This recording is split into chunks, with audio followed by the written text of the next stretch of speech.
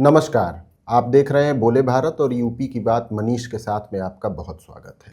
ब्राह्मण समुदाय की संख्या तो उत्तर प्रदेश में 10% के आसपास आंकी जाती है, लेकिन ये ऐसी संख्या नहीं है कि चुनावी परिणाम को अपने दम पर प्रभावित कर ले। तो फिर आखिर ब्राह्मण समुदाय को लेकर सभी पार्टियां इतनी लहालोट क्यों रहती? चाहे सत्ता पक्ष हो चाहे विपक्ष हो, सभी के मुख्य एजेंडे में ब्राह्मण समुदाय का वोट सबसे ऊपर शायद रहता है।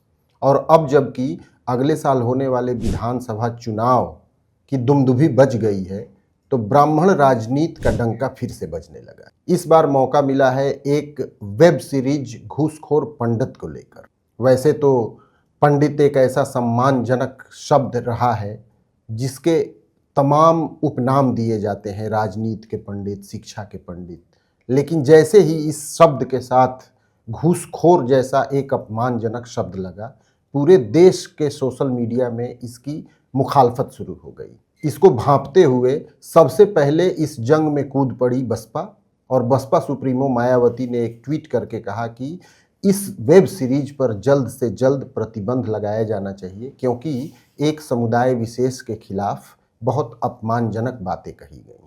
मायावती का ये बयान सामने आना था कि आनन फानन में योगी आदित्यनाथ की सरकार ने भी घूसखोर पंडित की पूरी टीम के खिलाफ लखनऊ में मुकदमा दर्ज करवा दिया। इससे जाहिर होता है कि न सिर्फ विपक्ष बल्कि सत्ता पक्ष भी ब्राह्मण बिरादरी के वोट बैंक को लेकर कितना फिक्रमंद है।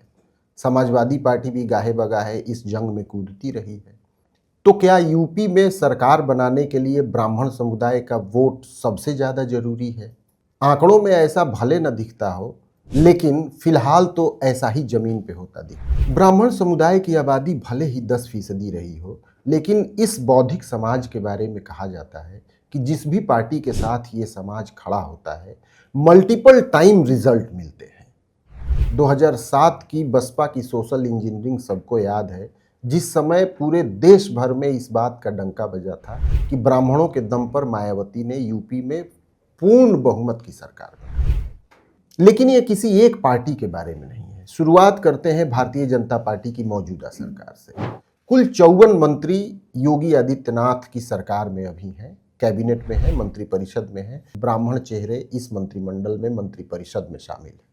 कैबिनेट मंत्रियों की बात करें तो ब्रजेश पाठक, योगेंद्र उपाध्याय, सुनील शर्मा बड़े ब्राह्मण चेहरे कैबिनेट मंत्री। इसके अलावा दयाशंकर मिश्र दयालु स्वतंत्र प्रभार के राज्य मंत्री।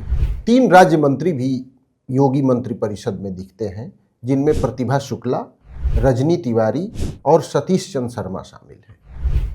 कहने का मतलब यह है कि ब्राह्मण समुदाय का इग्नोरेंस कोई भी पार्टी मोल नहीं लेना चाहती है। एक दौर था योगी सरकार के पहले कार्यकाल में, जब अफसरशाही भी ब्राह्मण बिरादरी के इशारों पर चला करती थी। अवनीश कुमार अवस्थी सबसे ताकतवर नौकरशाह हुआ करते थे।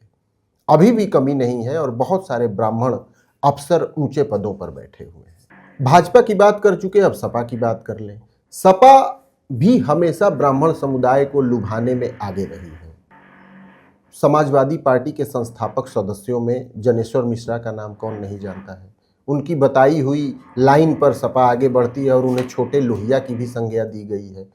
लेकिन सिर्फ इतना ही नहीं, मौजूदा समय में भी समाजवादी पार्टी समय समय पर ब्राह्मण बिरादरी को लुभाने के लिए बहुत जतन करती रही है। कुछ साल बीते होंगे जब सुल्तानपुर के संतोष पांडे ने, जो कि एक सपा के नेता हैं, उन्होंने सुल्तानपुर में परशुराम का फरसा लगवाया था, विशालकाय फरसा लगवाया था।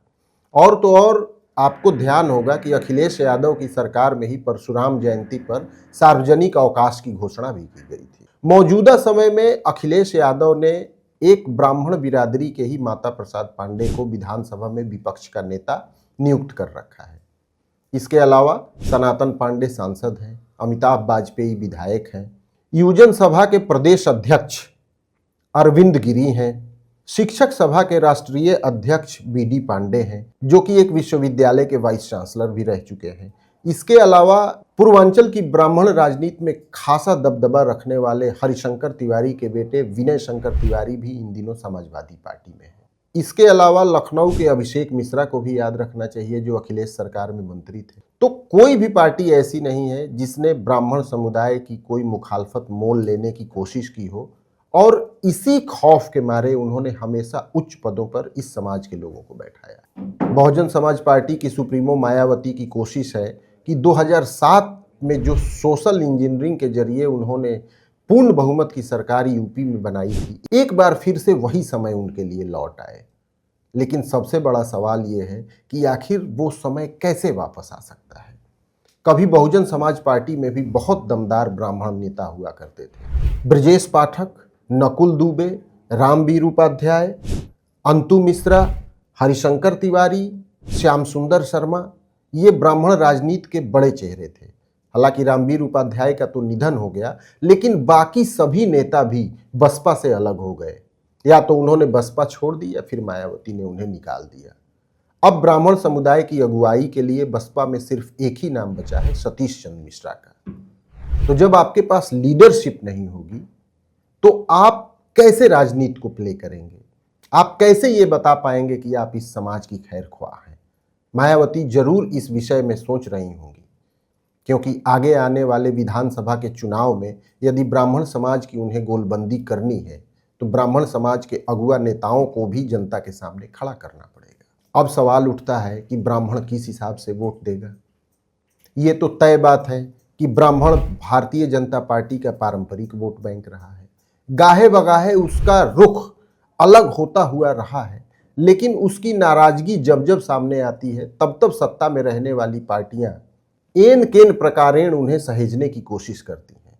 जानकार ये भी मानते हैं कि ब्राह्मण समाज हमेशा उसी दल के साथ आके खड़ा होता है जिस दल की सरकार बनते हुए या जिस दल को सत्ता में आते हुए वो देखती। तो 2027 का चुनाव कौन जोर शोर से लड़ेगा और किसे सत्ता हासिल हो सकेगी, ब्राह्मण समाज को जब ये पिक्चर क्लियर होगी तभी उसका वोट उसकी तरफ जा सकेगा। यूपी की बात मनीष के साथ में आज के लिए बस इतना ही। एक दूसरे एपिसोड के साथ हम फिर हाजिर होंगे। तब तक दीजिए इजाजत। नमस्कार।